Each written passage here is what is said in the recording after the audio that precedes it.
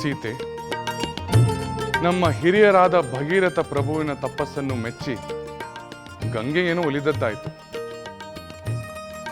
ಆದರೆ ಭೂಲೋಕದಲ್ಲಿ ಗಂಗೆಯನ್ನು ತಡೆಯುವ ಶಕ್ತಿ ಯಾರಿಗಿದೆ ಎಂಬ ಆಲೋಚನೆ ಅವರಿಗುಂಟಾಯಿತು. ಸ್ವಾಮಿ, ದೇವಲೋಕದಿಂದ ಭೂಲೋಕಕ್ಕೆ ಧುಮುಕುವ ಗಂಗೆಯ ಶಕ್ತಿಯನ್ನು ತಡೆಯುವ ಶಕ್ತಿ ಯಾರಿಗಿದೆ? ಭಗೀರಥ ದೊರೆಗಳು ಏನು ತೀರ್ಮಾನಿಸಿದರು? ಹೇಳುತ್ತೇನೆ ದೇವಿ. ಕೈಲಾಸ ಶಿಖರದಲ್ಲಿ ವಾಸ ಮಾಡುವ ಶಿವನಿಗೆ ಗಂಗೆಯನ್ನು ತಡೆಯುವ ಶಕ್ತಿ ಇದೆ ಎಂಬ ಮಾತು ಅವರಿಗೆ ತಿಳಿದು ಬಂತು. ಅದನ್ನು ತಿಳಿದದ್ದೇ ಶಿವನನ್ನು ಕುರಿತು ಅನೇಕ ವರ್ಷಗಳ ಕಾಲ ಘೋರ ತಪಸ್ಸನ್ನು ಮಾಡಿದರು. ಕರುಣಾಮಯಿಯಾದ ಶಿವನು ಅವರ ತಪಸ್ಸನ್ನು ಮೆಚ್ಚಿ ಅವರ ಮುಂದೆ ಪ್ರತ್ಯಕ್ಷನಾದನು.